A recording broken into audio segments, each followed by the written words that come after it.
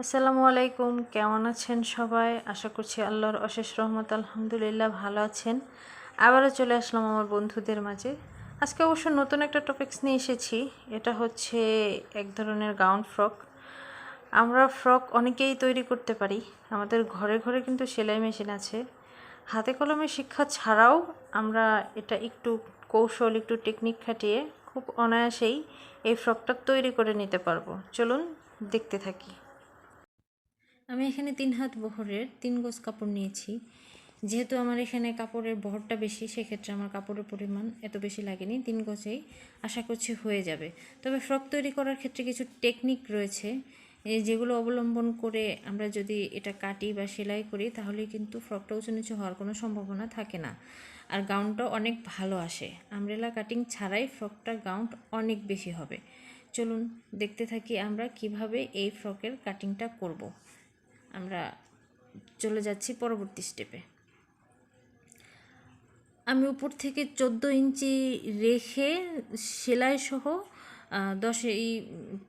17 ইঞ্চির মতো আমি এটাকে আলাদা করে ভাগ করে নিচ্ছি উপরের অংশের জন্য। আর নিচে আমি যেহেতু ওর হাইট অনুযায়ী 35 ইঞ্চি থাকবে, সেই অনুসারে সেলাইয়ের মাপ ধরেই আমি এখানে 38 ইঞ্চি রেখে কেটে নিচ্ছি।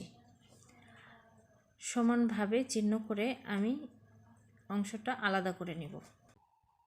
আমি নিচের পাটটা ভালোভাবে মার্কিং করে নিব, যেহেতু কাটতে হবে। তাই এখানে 35 ইঞ্চিতে কোমর থেকে, কিন্তু 35 ইঞ্চি কোমর থেকে নিচের লম্বাটা হবে 35 ইঞ্চি। তাই সেভাবে আরও সেলাইয়ের জন্য 2 ইঞ্চি বাড়তি রেখে আমি এখানে 37.5 ইঞ্চি কেটে নিচ্ছি। এটাকে ভালোভাবে মার্কিং করে এটাকে আমি সুন্দর করে কেটে নেব। আমি কিন্তু ভাগ করে নিয়েছি।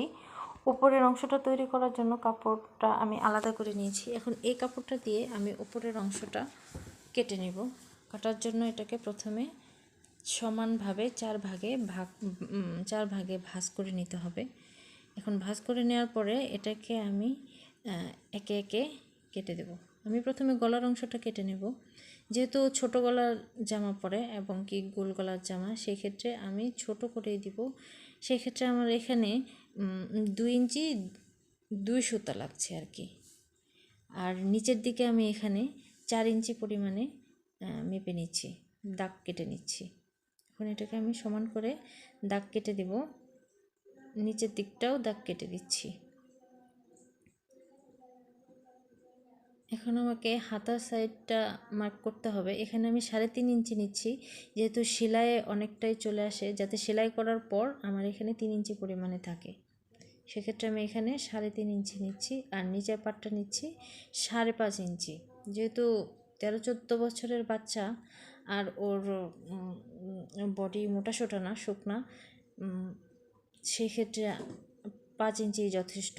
আর আমি গলার মাপের অর্ধেকে আমি একটা মার্ক করেছি, এখান থেকে গোল একটা শেপ দিয়ে নেব। একদম গোল করে একটা সুন্দর করে শেপ দিয়ে নিচ্ছি। সেম টু সেম একইভাবে আমি হাতার মাঝেও অর্ধেক জায়গায় একটা মার্ক করে নেব। 5.5 ইঞ্চির অর্ধেক জায়গায় মার্ক করে নিয়ে এখান থেকে আমি একটা হাতার জন্য গোল শেপটা করে নিয়েছি। এখন এটাকে কেটে নেব। কেটে নেওয়ার আগে আমাকে বডির মাপটা সঠিকভাবে দিয়ে নিতে হবে।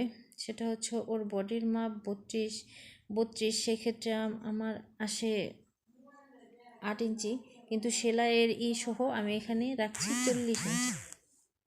বডির মাপ 40 রেখেছি, সেক্ষেত্রে আমি ওখানে দিয়েছি 10 ইঞ্চি। আর কোমরের সাইডটা ওর আসছে 28। যেহেতু 28 আসছে, সেক্ষেত্রে আমি এখানে আরও 2 ইঞ্চি বাড়িয়ে আমি উপরে যেহেতু 10 ইঞ্চি দিয়েছি, এখানে আমি 2 ইঞ্চি করে দিয়ে দিচ্ছি 9। আর এটা যাচ্ছে 14 ইঞ্চি।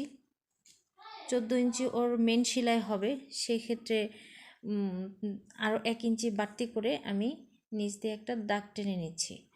আর কোমরের মাপটাও আসছে, কোমরের মাপটাও আমি 10-এ গিয়েই কেটে নেব, কিন্তু কোমরের মাপটাও 32। এখন আমি এটাকে মার্ক করে দেব। মার্কিং করে দিলাম। মূল বডির থেকে 2 ইঞ্চি করে বাড়তি করে আমি এটাকে কেটে নেব।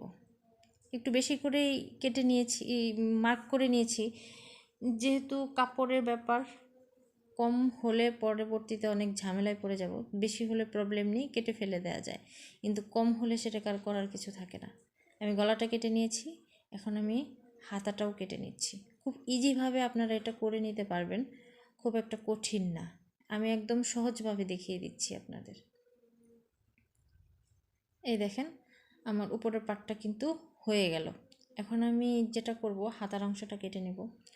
হাতার কাপড়টা আমি সুন্দর করে ভাঁজ করে আমি হাতার লম্বাটা দিচ্ছি। এটার কাপড়ের লম্বা আছে সেই অনুযায়ী, সেই ক্ষেত্রে আমি হাতার লম্বা দেব 17 ইঞ্চি। 17 ইঞ্চিতে কাটবো। এখানে আমি মাপটা নিয়ে নিয়েছি, মাপটা 7 ইঞ্চিতে এসেছে।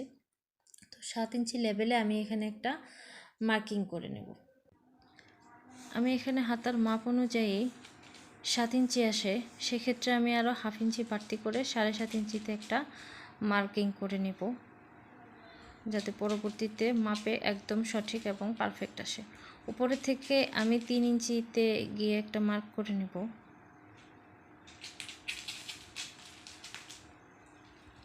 3 ইঞ্চিতে একটা চিহ্ন করে নিচ্ছি।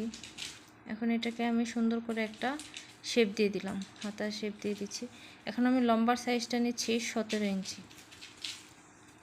17 ইঞ্চি আর হাতার নিচের যে মাপটা থাকবে সেখানে আমি 6.5 ইঞ্চিতে গিয়ে একটা মার্ক করে নেব। এখন এটাকে সুন্দর করে দাগ টেনে দিলাম। এখন সুন্দর করে এটাকে আমি হাতাটাকে কেটে নেব। আমি কিন্তু আপনাদের প্রসিডিউরগুলো একদম সহজভাবে করে দিচ্ছি, যে কখনো করেননি সেও কিন্তু এইভাবে কাটিং করলে খুব সহজেই কেটে নিতে পারবেন। হাতার যে পট্টিটা, সেই পট্টিটা আমি এখানে কেটে নেব। গলার যে পট্টিটা, আমি পট্টিটা এখানে কেটে নেব।